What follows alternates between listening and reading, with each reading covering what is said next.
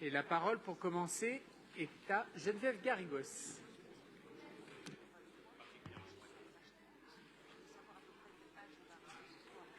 Merci Monsieur le maire, mais peut-être s'il y avait un peu de silence, ce serait mieux. S'il vous plaît, s'il vous plaît, s'il vous plaît, s'il vous plaît, on se met en place et la parole est à Geneviève Garrigos et à elle seule. S'il vous plaît. Merci, s'il vous plaît. Je parle. Geneviève. Monsieur le maire, mes chers collègues, il y avait dans le monde en 2023 110 millions de personnes qui avaient été forcées de fuir leur foyer. On compte parmi celles-ci 35 millions de réfugiés, dont 40% à moins de 18 ans. Selon le Haut Commissariat aux Nations Unies, ce chiffre n'a jamais été aussi élevé et le conflit au Soudan a aggravé une situation déjà rendue dramatique par la guerre en Ukraine et la crise humanitaire en Afghanistan. En cette année olympique, la ville de Paris et l'Agence des Nations Unies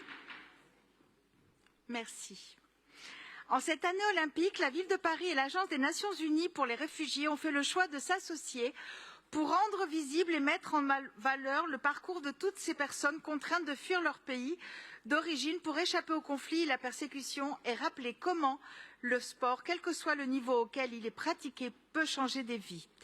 Intitulée Le sport, source d'espoir pour les réfugiés, cette exposition photo sera visible sur les murs de la caserne Napoléon à Paris Centre du 17 au 23 août prochain. On y verra des personnes réfugiées participant à des activités sportives, une belle façon d'illustrer le pouvoir fédérateur du sport et de montrer que sur un terrain ou dans un gymnase, la nationalité, la langue et les origines s'estompent. De rappeler que le sport favorise l'intégration et offre un puissant moyen de protection, de bien-être et de transformation pour les personnes réfugiées qui ont vécu le traumatisme de fuir leur pays. Le sport est un excellent moyen de libérer les émotions, de reprendre en partie le contrôle sur sa trajectoire de vie, voire d'en ouvrir un nouveau chapitre. On y verra également des athlètes olympiques réfugiés, car en effet, comme à Rio en 2016 et à Tokyo en 2020, la France accueillera cet été une nouvelle équipe olympique de réfugiés. Les voir concourir aux Jeux olympiques représente évidemment un message d'espoir envoyé à tous les réfugiés de la planète. Cela permet également de se rendre compte de l'ampleur de la crise de l'accueil et de rappeler que chacune et chacun de ces réfugiés arrive avec une histoire particulière, sans nul doute enrichissante pour sa future équipe de sport et également pour notre société tout entière. Cette mise en lumière des réfugiés fera également l'objet d'une conférence capitale le 20 juin, ici même, en salle des fêtes, en partenariat avec le Haut Commissariat aux réfugiés.